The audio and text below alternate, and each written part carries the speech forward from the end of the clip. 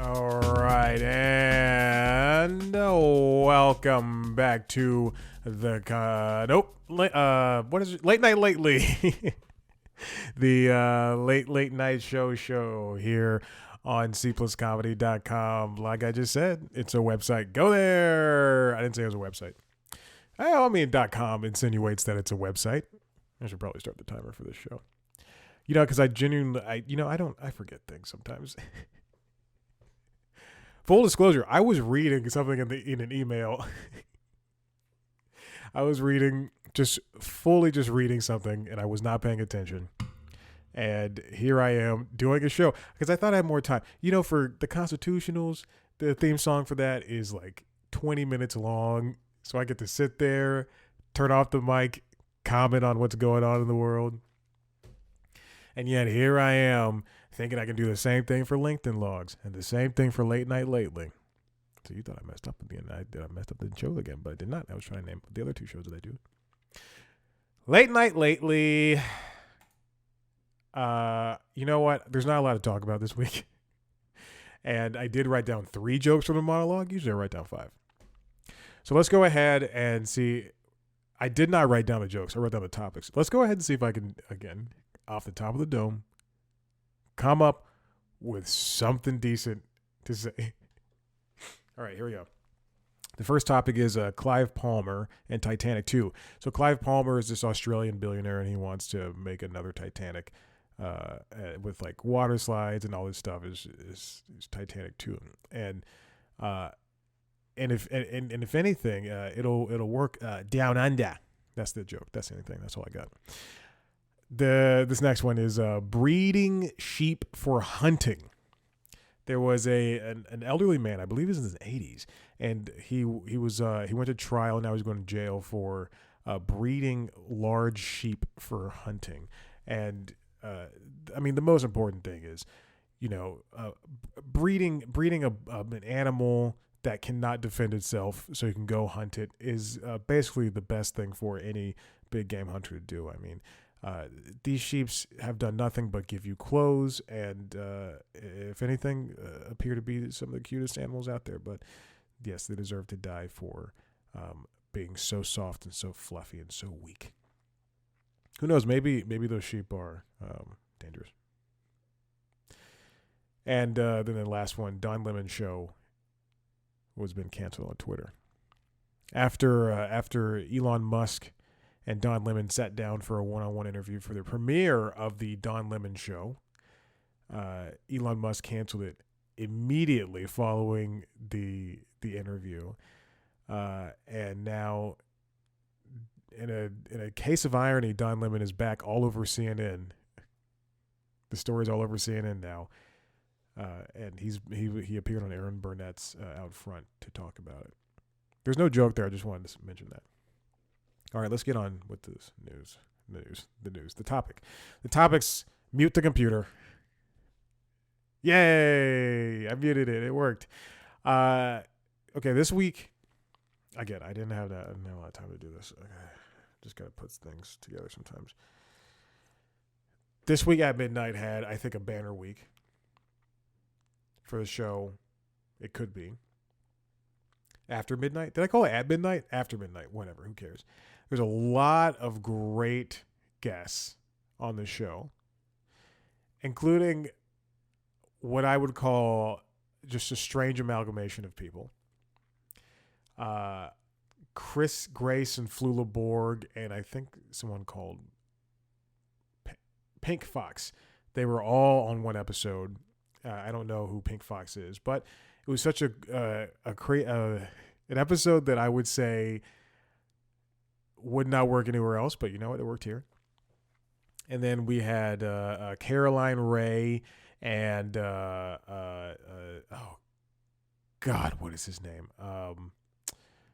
James Davis, as well as Matt Rodgers, all appearing on one episode.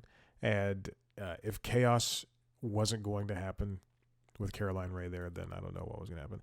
You know, she was just on Pete Holmes's podcast, speaking of another late night host, and she was just so happy to be there, and she tells a lot of great jokes. I've never seen her do stand up, but she's a very funny person, and she told a lot of jokes about Sabrina the Teenage Witch, which was funny and great to hear. Taylor's doing a great job. I can't believe people are actually commenting and saying mean things about her, apparently, because she hinted at that in one of the episodes. And then Desi Lydic, after Jon Stewart came back for that Monday, again, Desi Lydic and Michael Kosta hosted for the week of The Daily Show. And these are two people I don't think I've ever seen talk before. Actually, I've never seen a lot of the correspondents talk to each other. But I still think the most interesting prospect to come out of what The Daily Show could have been would have been Desi Lydic and Roy Wood Jr. hosting the show together. Two birds, one stone, a woman, a black guy. And I think the show would have stood out for having two hosts. Again, similarly how the transition from Craig Kilborn to Jon Stewart, the show changed and brought in a new, I hate saying era, but a new era. And then from Jon to Trevor was different. I think that this would have been a great addition. From Desi to Desi and Roy Wood Jr. Excuse me. From Trevor to Desi and Roy Wood Jr. Anyway, they did a great job this week, leading off talking about TikTok, the TikTok ban, and RFK becoming the looking up his contender, who would probably be Aaron Rodgers. Might be Aaron Rodgers, not probably. Although these double interviews are kind of difficult, and I think it would be better if you have them in the if they do an interview segment. If they both don't need to be there, then maybe they both don't need to be there. If this is the route that the Daily Show decides to go with two hosts, I don't think they will, but there's a big if. There's a big if. Jimmy Kimmel had a good week coming off of the Oscars, had a good little Oscars high with a lot of great guests, including Oprah and Dwayne Johnson and Michael Keaton and Rami Youssef and Anthony Anderson. It was just a great little thing. I think he still had the energy wave coming down, and throughout the week they kept talking about the Oscars and referencing, and De Niro was there. And it was just a good old time. Like I said, Oprah popped in. And then for Seth Meyers, my boy Seth Meyers, Paula Pell and Paul Rudd stopped by later on in the week, and that was just a fantastic time. I didn't think those two people knew each other, but Paul stayed out with Paula. He was the main guest, the A guest, and then she was the B guest, and he stayed out, and just that whole interview segment was fantastic to see Paula playing off of Paul and Paul joining in with whatever bit that Paula was bringing, and Seth setting Paula up for jokes. That is what a good comedy host can do. Walton Goggins, Kristen Stewart, Sarah Bareilles, they all stopped by. Kara Swisher came by, and Bowen Yang was there as well. I like it when they have guests. I like it when any late night show has guests that I like a lot, that they stand out. And then Stephen Colbert, there was a Meanwhile segment that he did where his monologue was taken over by another topic, and he couldn't. And this Meanwhile, even though Meanwhile is already a segment he does, which we'll get this, what this episode is about segments, I guess segments, online segments. I guess, I don't know. I really enjoyed how how he took on all of these great jokes and great one-liners outside of the monologue, which was really fantastic. Okay, let's get into this. There are for late night shows, it's really they really came into form with the advent of YouTube and online posting. As I mentioned before, Jimmy Kimmel was the first real viral hit when it came to late night in YouTube, I believe, with I'm effing Matt Damon. And that was such a big thing that everybody saw that and kind of went, we should do that. And if you look back, effing Matt Damon is a 15-year-old video that was published in, 15 years ago, 2009, 2008, 2009. I mean, it's in 4:3 aspect ratio, and it was.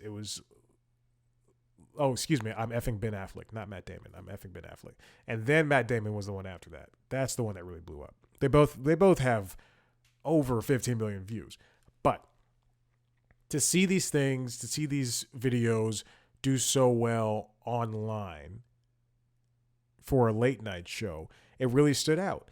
And now we're at a point where these shows really just produce things for the for television, and that's pretty much it, because they kind of have a threadbare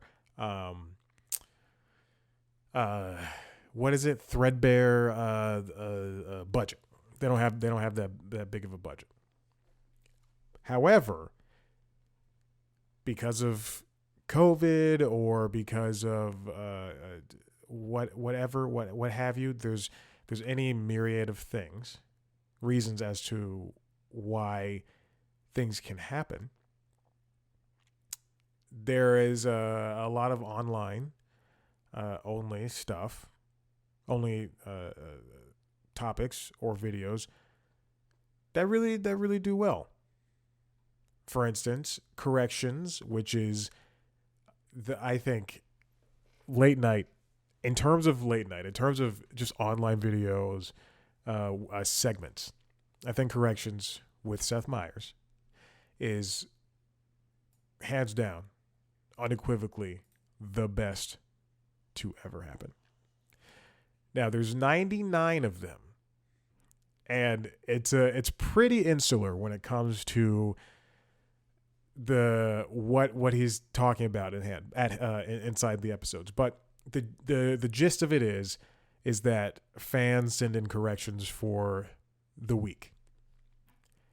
And if you go back to 3 years ago, March 1st, they weren't good. The videos were short. They were 3 minutes long. They weren't. It was during when he didn't have an audience, and it really felt as if there were a connection for the viewer. It felt, because during the pandemic, they didn't have audiences for late night, and it felt like hosts were talking directly to us. When the audiences came back, corrections was a good input, a good substitute for those pandemic era videos and episodes. I love corrections, and at some point it just kind of ballooned up into this big, stupid, still not really produced segment of online fodder for Seth to refer to his viewers as jackals, to hate on a McDonald's mascot from the 80s and 90s, and to really just crap on people and to get gifts and just there's something about corrections that just seems right. Now the reason I bring this up is because they're off this week, but the following week is episode 100. And Seth has said that he's going to stop at 100. And no one knows if he's telling the truth or not. It's the one time I look down at the at comments and I go, is this going to be real? I don't respond. I don't need to. I get my kicks off of Route 66. And it got me thinking, how often do late night shows do uh, any sort of not behind the scenes, but any sort of extra stuff online anymore. Extra things online. Because these shows make most of their money, will make all their money off of the advertisers. There's no reason to really do stuff online unless it like explodes. And even still, I think maybe that money will go not to the show, but to the broadcaster. So Jimmy Kimmel Live does not have any extra stuff. After Midnight does not right now. They could. Again, that show should be 30 minutes long, and then they could put everything else online. That 40 minutes is way too long for that show. It overstays its welcome, and the hectic editing of At Midnight is what really made it special at some point. Sometimes Saturday Night Live has extra things to put on online. The Daily Show really stands out because it has what they refer to as after the cut. And after the cut is just like questions from the audience, or what Trevor used it for was an extra explanation to the story that he just did, or it is also a place for questions, the stories, and then what else is it? It's Q&A, it's the stories. It's just an extra place to hang out, essentially. There's also,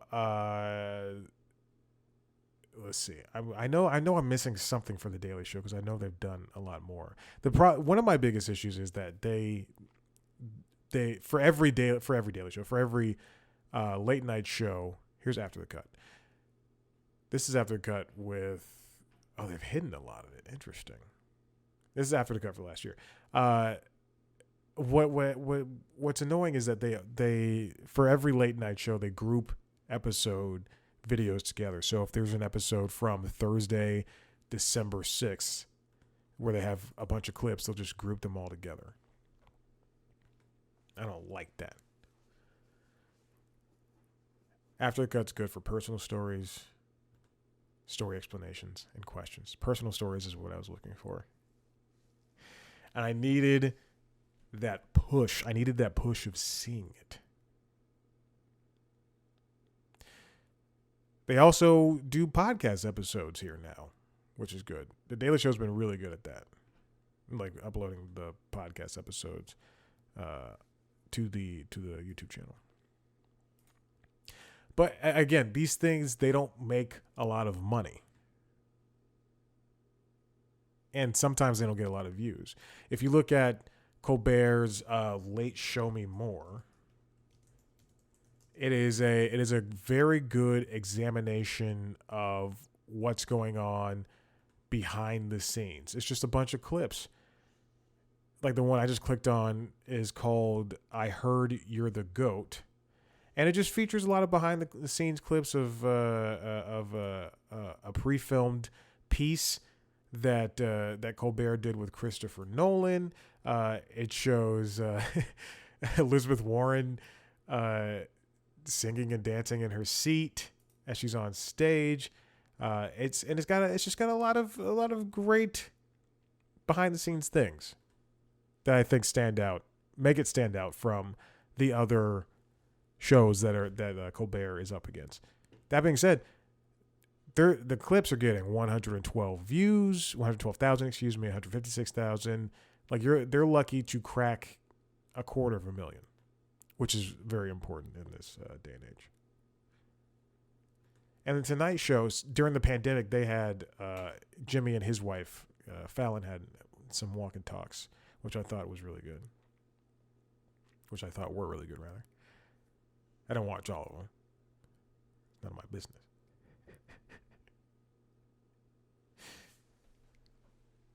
But I think in a way to connect with the audiences more, they more behind the scenes stuff. Not just behind the scenes, but like extra bits and pieces should be available for audiences because it's just fun. It's just nice to have, Seth not have to watch him talk to somebody, or Fallon to talk to somebody, or Kimmel talk to somebody. Sometimes we just want to see them goofing around and being dumb. Now, the buddy, but one aspect of that is also, besides the money, is that some of these shows are up against time. Like Fallon shoots before or after Meyers, so that means that they have to do live to tape, and a lot of these shows are live to tape. And then there's overtime, and New York guilds charge a lot for the overtime and stuff, and they're very strict about that. So I don't know. I just like saying extra things, and it makes me feel like I'm a part of the show more so. Okay, well, that's the end of that. I also do like a good playlist. I like my own playlist of talk show bests. It's mostly just late night stuff, and it's in there on YouTube, and I enjoyed watching clips from it from time to time. You know, if Conan had a late night channel instead of uploading everything to Team Coco, so to get mixed in with podcast clips. Listen, if you like what you heard here, head to the website cpluscomedy.com, where I've got interviews with your favorite people in the entertainment media. True or false? I just set one up for later tonight. This person, this person is on a different part of the globe, and I will have to be talking to them at a very late part of the night. But it'll be good. And you can watch videos of those chats on youtube.com/cpluscomedy, alongside video versions of this podcast, as well as the other podcasts I do, the Constitutionals, preferably mentioned before, and which is the entertainment business news show, and LinkedIn Logs, which is the jobs podcast. What show is this? Late Night Lady. You can subscribe to those shows wherever you get podcasts, the audio versions, and you can follow us on Twitter, Jesus Christ, TikTok, Twitter, Facebook, Instagram @CPlusComedy, me @ChadBlackWhite. Thank you for listening. Goodbye.